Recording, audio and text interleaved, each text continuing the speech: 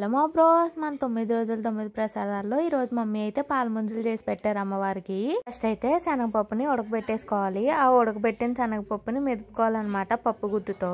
ఇందులోకి పప్పు అలానే బెల్లం కూడా యాడ్ చేసుకుని కలుపుకుంటా ఉండండి. ఇప్పుడు పూర్ణం అయితే రెడీ అవుతుంది కదా. ఈ లోపు అయితే మమ్మీ ఒక దాంట్లో పాలు తీసుకున్నారనమాట. అందులోకి చక్కెర అలానే ఉప్మా నూక కలిపి యాడ్ చేసేసారు. మాత్రం కంటిన్యూస్ గా కలుపుకుంటానే ఉండాలి, లేదంటే ఉండలు కట్టేస్తది. ఈ లోపు పూర్ణం కూడా రెడీ అయిపోయింది. బెల్లం అంతా కలిపి దగ్గరికి అయ్యే వరకు దాన్ని అలానే ఉంచాలి. పూర్ణం ఇంకా దగ్గరకు వస్తుంది, చక్కగా అవుతుంది అన్నప్పుడు యాలకల పొడి కూడా యాడ్ చేసుకోండి.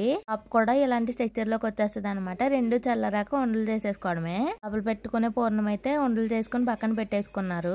రెండు చేతులకి అయితే చక్కగా నూనె రాసుకుని పూర్ణాన్ని అయితే ఇలా మెదుపుకోవాలి, లేదంటే లోపల ఉన్న ఉండలన్నీ అలానే ఉండిపోతాయి. తీసుకొని తాపన అయితే ప్యాటీలా చేసుకుని మధ్యలో ఉండి పెట్టేసుకుని రౌండ్ చేసేసుకోవడమే. ఎంత సాఫ్ట్ గా రౌండ్ అయితే అంత బాగుంటాయి అంటే, లేదంటే నూనెలో వేసినప్పుడు ఇడిపోతాయి. వాటిని గోల్డెన్ బ్రౌన్ కలర్ వచ్చేంత వరకు ఫ్రై చేసుకుంటే